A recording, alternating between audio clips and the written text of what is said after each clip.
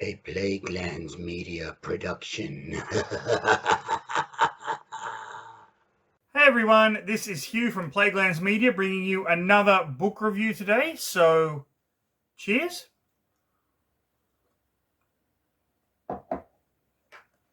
Now, today I am reviewing an old Dungeons and Dragons novel from 1990. Now, this was a book that my brother actually read when he was in high school, and he read the entire trilogy. This is just book one of that trilogy. And he told me, you should read this, you would love it. And I took one look at the cover and went, yeah, no, I'm not going to read that. And I passed up on it. And to be perfectly honest with you, I'm a fucking idiot for doing that because this book was fantastic. Now, I'm talking about Ironhelm by Douglas Niles, book one of the Maztica trilogy. You can see that beautiful cover by Fred Fields, who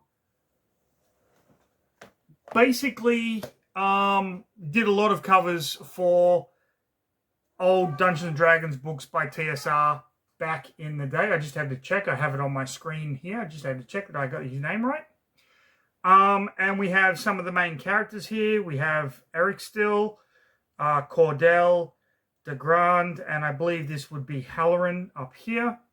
I'm going to butcher names in this because this book is set in... It's kind of like a Dungeons and Dragons version of the Spanish conquistadors going to South America and trying to conquer it. I mean, the name Maztica is a kind of mashup of Mayan and Aztec, which is what the civilizations are kind of based on. I'm going to get into a lot of spoilery detail with this one. This was a really fun book to read and one that I highly recommend you check out. There are boxed sets for the setting. For second edition, there are adventures that follow the plots of the novels for second edition Dungeons and Dragons. If that is something that you want to kind of explore, you can get PDF versions from Drive-Thru RPG. But this book does kind of have a lot of similarities. Even the head of this Golden Legion, this mercenary called Cordell, is supposed to be Cortez, the Spanish conquistador that kind of went in there looking for gold. Now, this book takes place, starts out on the Sword Coast, the city of Arm, which, if you're familiar with the Baldur's Gate video games, Baldur's Gate 2, that is kind of where that game is set. And the Golden Legion decide to sail west to set up a trade route to Kara-Tur, which is the kind of Genghis Khan style area that was featured prominently in the book series that began with Horse Lords and so on and so forth. So back in the day, all of the early TSR novels were kind of tied together, which I really appreciate. And this book is no exception. Now, what did I think of it? Fucking loved it. I loved every single minute of this, and I was kicking myself that I did not read this in high school when my brother recommended it to me. It was a fantastic fantasy. It was a fantastic alternate historical fiction, if you want to look at it like that. But most importantly, it was a lot of fun. And the reason I say that is because this year I've been kind of going back and recollecting second edition Dungeons and Dragons things. And looking at this and then going to the source books and going, okay, I know what that is, I know what that is just an absolute blast for me. Highly recommend Ironhelm. Cannot wait to get into the next two books in the series, Viper Hand and Feathered Dragon. I believe both of them are written by Douglas Niles, who wrote the very first trilogy of Dungeons and Dragons books, the Moonshade trilogy, which I have read and reviewed on this channel. Now, if you don't want this book spoiled, go and switch to another video. They're all fucking awesome. I should know. I'm part of Plaguelands Media. But if you want to know exactly what happens in Ironhelm, and I apologize for the glare, but it is a shitty day outside, so I have to have the overhead light on. If you want to know what happens in Ironhelm, stick around for the next episode of... Read a fucking book. Read a fucking book. People. Okay, let's get into Ironhelm. I'm actually going to put this down because it's quite awkward to hold. Now, this story takes place over kind of 2 continents, at least at the beginning. We have the Forgotten Realms, Faerun, on the Sword Coast, the city of Arm, and then we have the continent of Maztica itself. Maztica is very fascinating. It is kind of Mesoamerican culture, but they do have magic. They have 2 forms of magic, Pluma magic, which deals with feathers, and Talon magic. And these are utilized by priests of primarily 2 gods, brothers, Katal, who is the benevolent god, and Zoltek, who is the war god who demands sacrifices and things along those lines, which does come into play during the story, but don't kind of focus too highly on that. Now, the main character, Cordell, leads what is known as the Golden Legion. Now, if you are familiar with this supplement, Golden Glory, the Golden Legion is actually mentioned in here. There we have the Golden Legion, and we get a bit of their backstory and whatnot, and a few spoilers for the novel series. But it was really cool to recognize the Golden Legion when I was reading the book, because I did have this supplement back in the day. This is a supplement that just details mercenary companies, which is what the Golden Legion actually is. So, Cordell has just lost a battle and his mercenary company has been wiped out, but he is saved by an albino elven wizard called Darian, and together the 2 of them rebuild the Golden Legion under the banner of the god Helm. Helm being the god from the Avatar trilogy, which I read and reviewed, who was kind of guarding the stairs for Lord Ao. So they kind of fight under the banner of Helm.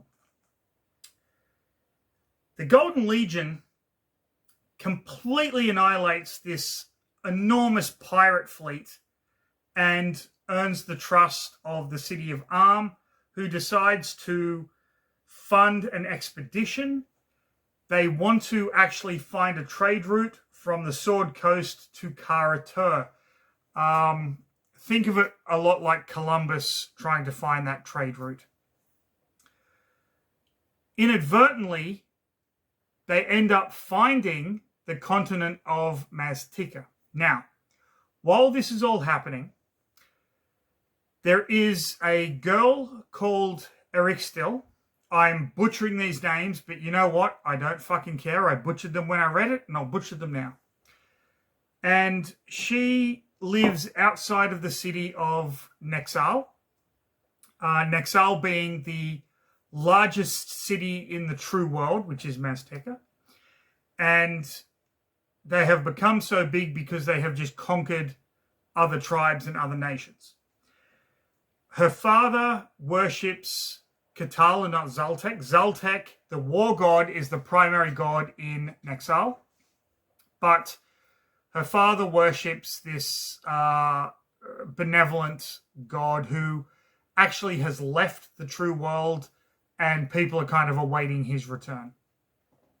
She's out one day where she is actually kidnapped by a neighboring army, the Catalkans, and they take her and sell her into slavery.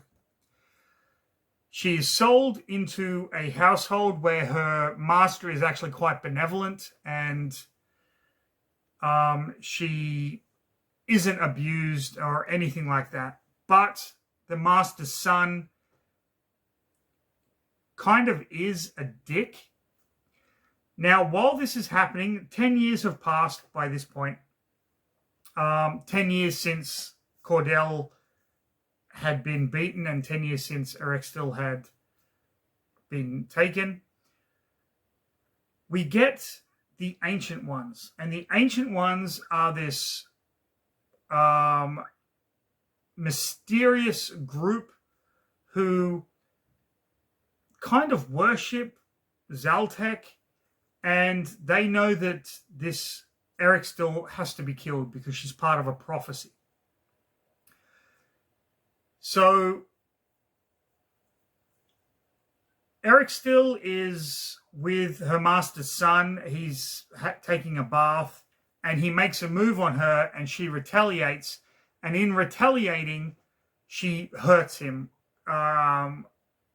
quite viciously, actually. But at the same time, the Ancient Ones are trying to take her. They cast a spell of silence so no one can hear what's going on. And it's this little comedy of errors. But ultimately, the master of Erextil decides, you can't stay here.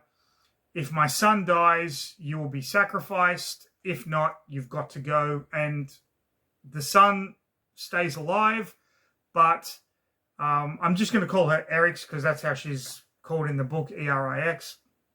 Eryx is sold to Colchin, who is a high priest of the benevolent god Catal from the faraway city of Ulatus, and he takes her and he basically announces that she is going to be the new priestess. She's got no fucking idea what is going on, and we as the reader have no idea what's going on as well, and it's fucking glorious. Her trip through Maztica, because she's never been far away from her house, lets us as the reader kind of get a feel for the entire land and the cities and whatnot, and we get a little bit of backstory and things like that. The city of Ulatos is in the country of Payit. Payit has never been conquered by Nexal because it's too far away. No one fucking cares. At the same time that this is going on, Cordell and his legions, including Halloran. Now, Halloran is, in fact, the main character of this story. Halloran used to be a Red Wizard of Thay. If you don't know what that is, just go and look it up. His master tried to summon a demon. The demon broke free, killed the master, destroyed the tower. Halloran fucking ran, but survived and joined up with Cordell's Golden Legion. So Halloran used to be a mage, but now he is one of the finest cavalrymen in the Legion. He's trained soldiers, and he's well trusted. So all of these people are sailing to Maztica. We have Cordell, the leader, De Grand, the dwarven crossbowman, Halloran, who is vying for the leadership position of the cavalry with his rival Alvaro. We have Domincus, who is the cleric of Helm, and Domincus' daughter Martine, who Halloran has kind of taken a shine to, and she has kind of taken a shine to him. So they land on these islands, and they meet the natives. Darien, the albino elven wizard, makes sure that they can all communicate together, and they realize, holy shit, this place is filled with fucking gold. This is awesome. Martine and her father get into a fight because her father is gifted a slave girl, and Martine thinks that's fucking disgusting, and rightly so. And then they end up sailing around these islands to the main continent, where they land on a beachhead. They kind of get their ship settled in a lagoon, and they try to make contact. Now, at the same time, the head of Nexal, this kind of high counselor called Nalkatoma, has been having these visions, and his nephew, who is an Eagle Knight, says, I've been having visions, I need to go on a quest. Now, here's where things get fucking awesome. There are 2 grades of high-level warriors. There's Eagle Knights and Jaguar Knights. They are the most elite warriors in Maztica. Jaguar Knights can turn into fucking jaguars with talon magic. Eagle Knights can turn into fucking eagles with feather magic called Pluma. This was so fucking cool. I cannot describe to you how awesome that kind of shit is to me. So, Pashti, I guess his name is, I can't fucking pronounce it, tells his uncle, I've got to go on this quest and I've got to do it on foot. So he doesn't use eagle magic, but he goes off into the main desert in Maztica called the Heart of Tacoma, who is another vicious god. So, while the conquistadors, I'm just going to call them that because that's what they fucking are, while they're scouting around, Eryx has been kidnapped by Jaguar Knights. So the Ancient Ones are kind of controlling the priests of Zaltek, and they want them to kill Eryx on a certain night. So the Jaguar Knights burst into the temple of Kotal in the main city, the good city, and they kidnap her and hide her away. She tries to escape, kind of manages it, but at the same time is taken by Goltek, who is the head of the Jaguar Knights in this city. The main priest in this city is freaking the fuck out, and Goltek is like, calm the fuck down, you loser. We've got this. And they decide that they are going to take her to this pyramid under what is known as the Twin Visages. These are 2 giant statues that have been carved into the cliff face, reminiscent of Kotal and his leaving Maztica. They take her up there, but at the same time, this is when Cordel's fleet of ships kind of sails around, and they freak out, and in the ensuing freak out, Eryx manages to escape. And as she escapes, she knocks out the priest and gets away and ends up coming into contact with a Kotal. Now, for those of you that don't know what a Kotal is, it is a winged serpent snake that looks like that. Chatika. And Chatika is kind of an emissary of the god Kotal, and he tells her, listen, you have to, there's a guy on these ships that you've got to look after, you've got to protect him. She doesn't kind of know what to do. All of the legionnaires come and land, the Golden Legion come and land on the beach, and Halloran and Martine, the cleric's daughter, kind of form a bond, and as they're going to explore, Martine decides that she wants to go along, although Halloran says this isn't a good idea.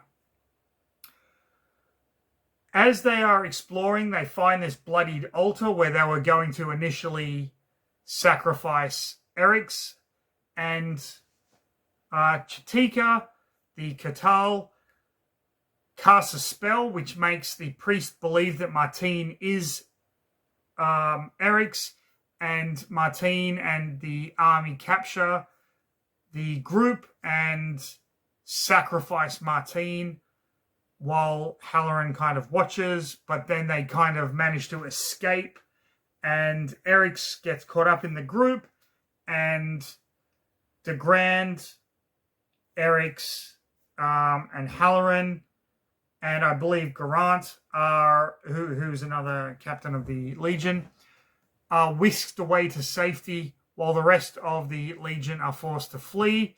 So it now appears that Halloran, in his duty to protect Martine, deserted the Golden Legion, and the cleric, Dominicus, demands his death, and Cordell really has his kind of hands tied here. They are brought to a cave where they're given kind of the history of what is going on, and Eric's, who cannot understand their common language, is gifted with the ability to understand, so they can now communicate together.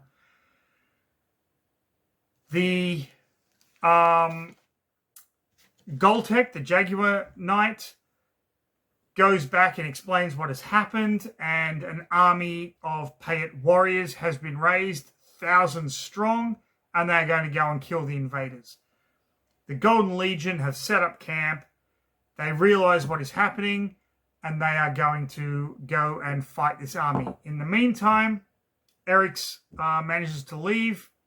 De Grand and Halloran get back to their ships. However, Dominicus convinces Cordell that Halloran is guilty of desertion, and Halloran is arrested while De Grand is kind of let go, even though he protests this. And Halloran is put inside a cell on one of the ships, and his leadership of the cavalry is given over to his rival Alvaro. So, the battle is about to take place. This is the major crux of the story itself. The Payet warriors outnumber the Golden Legion by at least like 4 or 5 to 1, but the Golden Legion have steel swords, armor, all that kind of thing. Darien has her magic. And so this battle takes place. While the battle is taking place, the cavalry, the horsemen, are kept in reserve. And at the same time, Halloran is trying to escape from the cell he is in. But Dominicus has sent Alvaro to go and kill him.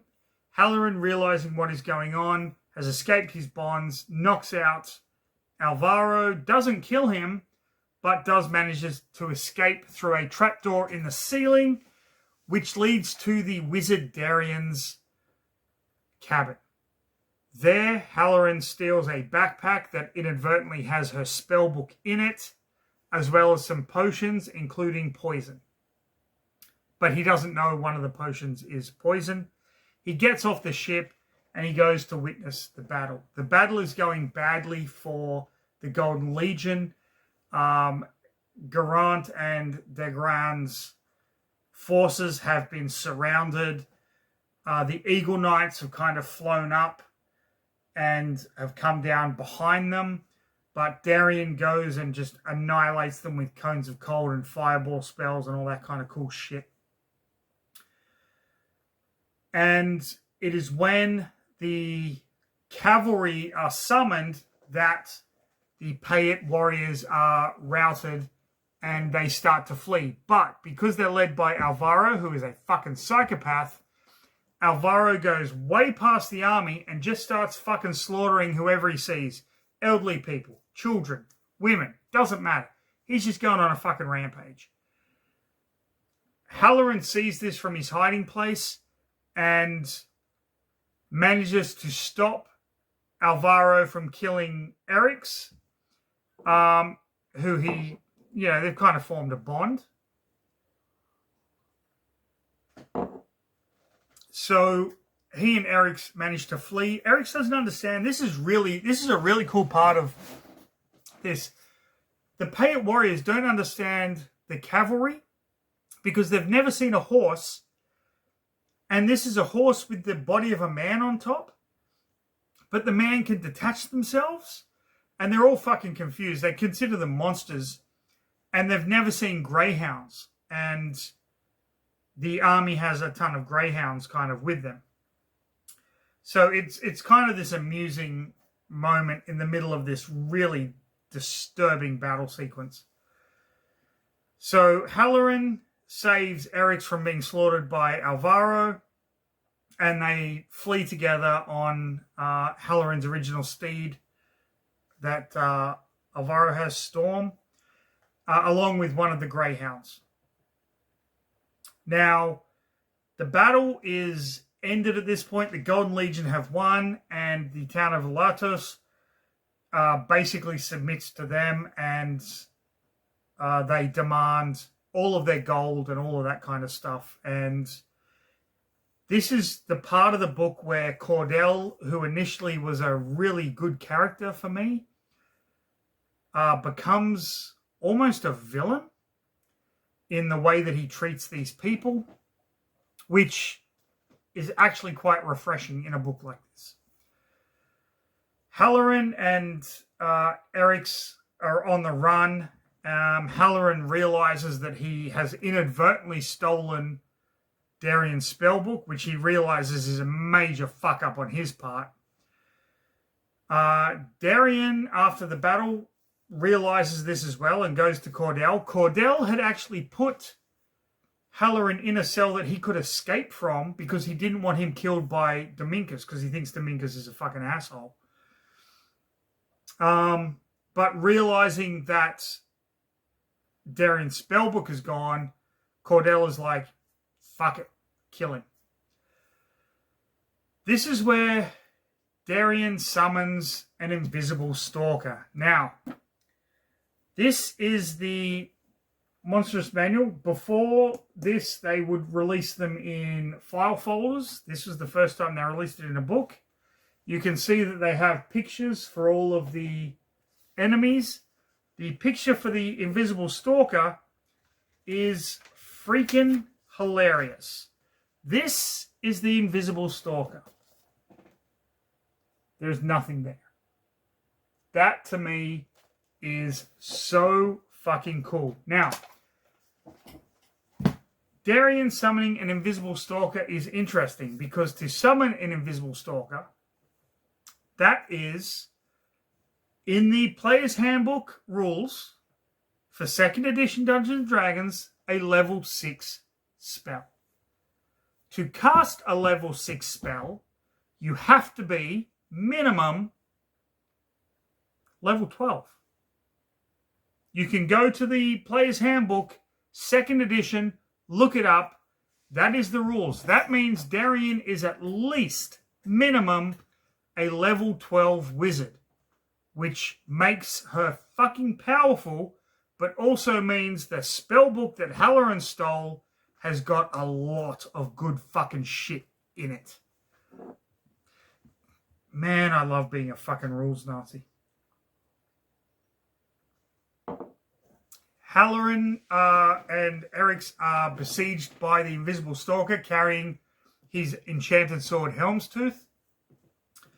And Halloran is almost on the verge of dying, but he drinks one of the potions. Luckily not the poison one, but the potion of giant growth. So Halloran turns into a giant and then just fucking stomps the Invisible Stalker to death and reclaims his weapon. Cordell and his army march into the city and they demand all the gold be brought to them. And if any gold is hidden away, my soldiers will find it and we will burn the city to the ground. While all of this is going on, Nalkatoma in Naxal is freaking out because the gods haven't answered any of his pleas. He just keeps sacrificing people. What do I do? What do I do? What do I do? Like a fucking pussy, but hey, whatever. The last holdout for gold is the home of the Jaguar Knights, and Goltek is there. And Goltek feels shame. He has failed the city, he's failed the Jaguar Knights, and he just wants to die. But the leader of the city convinces him to give up his gold, at which point he decides, fuck this, I'm out of here. And he leaves and turns into a jaguar and goes on the hunt. Now, that is pretty much the end of the main story. But that is not the end of the story. Because Nalkatoma's son went on this quest, this vision quest. And he crosses this desert. And while in the desert, he collapses but is rescued by a dwarf. Now, we have had dwarves in the book. De Grand is a dwarven crossbowman. But this is a desert dwarf. And the desert dwarf saves him because the desert dwarf was given a vision. And that vision said, there is going to be a man. He is going to come. You have to save him. So the desert dwarf and Pushti's visions coincide together. And we find out a little bit of history about why there are desert dwarves in Maztica. And it is because centuries ago, the dwarves and the drow elves went to battle, and the drow elves released this energy called the Dark Fire that destroyed all these underground caverns, and the desert dwarves were trapped. And so they live in caves just below the surface. And they're just below Maztica, but they are thankful that the drow were wiped out. And he describes how you could walk through the Underdark. For those of you that don't know what the Underdark is, it is the caverns beneath the Forgotten Realms where you have drow, dwarves, deep gnomes, mind flayers, aboleth, all that cool shit. But now that's been cut off. That is why these dwarves haven't been able to get back to the Forgotten Realms. They've been cut off because of this dark fire explosion that destroyed these caverns. So, Pushti says, listen, I need to find this silver disc and this, I believe his name is Lushkag. Lushkag, the desert dwarf, says, I know exactly what you're talking about. Let's go. So they travel up this mountain and they find this thing in the caldera of a volcano. And Pushti has his vision. And he says, I know how to kind of save everyone. And they go back and we discover that the Ancient Ones have been hunting Eric Still for this prophecy. The Ancient Ones are the drow that survived. They're dark elves. So Douglas Niles has now pulled dark elves and dwarves back into this conquistador Aztec style fantasy adventure, which in my opinion was fucking cool. They, the Ancient One, the drow managed to attack Halloran, but he defeats them with the help of Pushti and Eric Still, who has kind of feather magic, and she's this priestess now. And Cordell and his men decide we are going to fucking march on Nexal. So he sinks all his ships so the pussies can't flee, and they're going to go march on this next city. This book, fucking awesome. Ends on a cliffhanger, as every first book in the trilogy does. Really enjoyed it, and I recommend you kind of explore this world and go off and read these books and read these modules and just go back to early D&D. It's fucking amazing. I can't speak highly enough of it, and I am sorry I did not read this when I was in high school. To my brother, cheers, mate. You recommended a fucking good one, and I fobbed you off with that. So, there we have Ironhelm. If you enjoyed the video, like, subscribe, leave a comment, do all that good stuff. Follow Plaguelands Media. We've got good shit going on. But most importantly, everybody, stay safe. Have a fantastic rest of your day. And of course, read a fucking book, people.